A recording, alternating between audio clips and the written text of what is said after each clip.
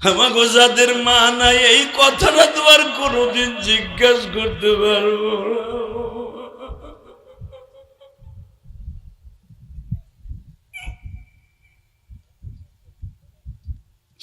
আমি ইলিয়াসুর রহমান জিহাদি 12 বছর বয়স থেকে এই শব্দটা আমার বন্ধ হয়ে গেল।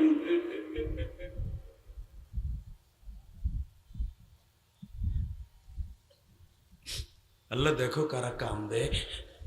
আল্লাহ আজকে আমাকে ওয়াজের সাবজেক্ট দিয়েছে মা বাবার সম্পর্কে। কেন যে এই সাবজেক্ট আমাকে দেয় আমি জানি না, কারণ আমি এই ওয়াজ করতে গেলে আগামীকালকে কুমিল্লা ওয়াজ করতে পারবো না, কারণ এই বুকটা জুড়ে শুধু মায়ের ব্যথা, মায়ের ব্যথা। এই পৃথিবী যাদের ছোট কালে মরে মা, ওদের দুঃখ কোনোদিনও যায় না গো বাবা।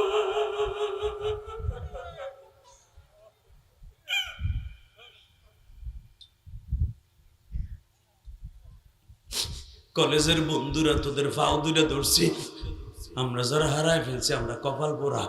তোদের যাদের আছে আল্লাহর ইবাদতের পরে আল্লাহ কইছে মা বাবার খেদমত করতে পারলে মাঝে মাঝে বাবারে বুকিনি একটু আদর করিস, মায়েরে বুকিনি আদর করিস। তোর জন্য মাওলার জান্নাত অপেক্ষা করতেছে, অপেক্ষা করতেছে, অপেক্ষা করতেছে। পৃথিবীতে তোর মতো ধনী আর কেউ থাকবে না যাদের অ্যাকাউন্টে মা বাবার বরদোয়া থাকবে না, দোয়া থাকবে। আল্লাহু আকবার বড় বলতে পারো না? হে যুবক আয়, আমি তোর পাও ধরে আজকে ধরতে রাজি আছি। আয় আমার স্টেজে আয়, তুই যদি বলো জিহাদি আমার পাও ধরো, আমি আমার মার খেদমত করবো, আমি রাজি আছি। কারণ আমি জীবনে আমার মার খেদমত করতে পারি না রে ভাই। আমি 12 বছর ইলিয়াস কিরাতখানায় পড়া অবস্থায় আমার মা আমারে সাইরা চলে গেছে কবরে। সবই বলবো, শুধু আমার সাথে ওয়াদা ওয়াজের শুরুতে যাদের মা বাইসে আছে, তোর মা অসুস্থ ভাই, এই ওয়াজের মাঠে বইয়া শুধু 1 ফোঁটা পানি বরাদ্দ করে আল্লাহর কাছে বল, আল্লাহ একটা দরখাস্ত সাবমিট করতেছি, তুমি আমার মায়ের সুস্থ করে দিবা।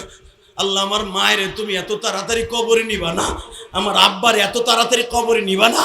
আমি আমার মা বাবাকে সুন্দর খাটে শোয়াবো, আমি আমার মা বাবাকে ভালো বিছানায় ঘুম পাড়াবো, আমি আমার মা বাবাকে ভালো ভালো জিনিস খাওয়াবো। এরপরে তুমি আমার মা বাবারে নিবা। আমার চাকরি বাদি অথবা বিদেশ থেকে ঘুরে আসার আগে আমার মা বাবারে কবরে নিবা না। তুই কাইন্দে কাইন্দে ক, তোর মার হায়াত লম্বা হয়ে যাবে।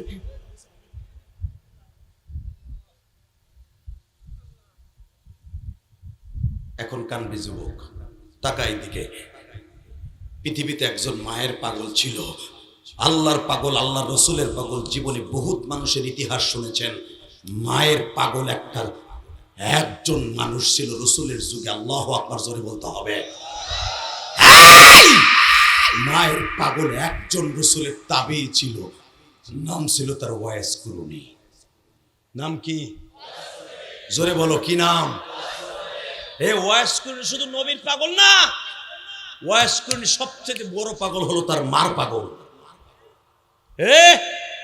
মায়ের সাবজেক্ট দিছ, বাবার সাবজেক্ট দিছ, শোন আমার কাছে ওয়াজ বুঝাল আজকে। ওয়াইস কুরুনি আমার নবীর 1-2 বছর পায় নাই। ওয়াইস কুরুনির বয়স যখন মাত্র 22 বছর, তখন ওয়াইস কুরুনির কানে খবর গেছে পৃথিবীতে একজন মানুষ আসছে, তার নাম নবী মুহাম্মদ, যার নামের লকব আল্লাহ কোরআনে এইভাবে বর্ণনা করছে। আমি এক একটা আয়াত তেলাওয়াত করব। পুরা কালিহাতি থানা না, সখীপুর থানা নয়, টাঙ্গাইল নয়, মক্কা মদিনা নয়, সারা দুনিয়া আল্লাহু আকবার আওয়াজ পৌঁছায় দেবেন। হাড়ের রোগ জীবনেও হবে না।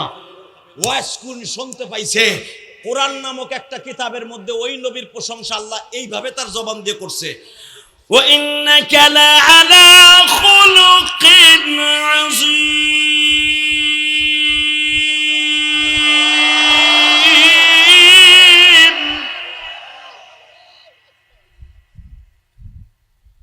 লাকাদ কানা লাকুম ফি রাসূলিল্লাহি উসওয়াতুন হাসানাহ। ওয়াইস কুরুনি এমান থেকে শুনছে, এমান জেলা, এমান শহর, এমান রাজধানী, আঙ্কারা রাজধানী, এমানানো জেলা। তারপরে ওয়াইস কুরুন হলো একটা জেলার নাম, থানার নাম। জোরে কোন মারহাবা। ওয়াইস কুরুনি কেন বলা হল? কুরুন শহরে তার বাড়ি, করুন না কুরুন। এমনের একটা জেলার নাম, যেরকম মারহাবা। এবং এই জেলাটার ভিতরেই সেই ঘটনা ঘটছে যেই ঘটনা কোরআন শরীফে আছে।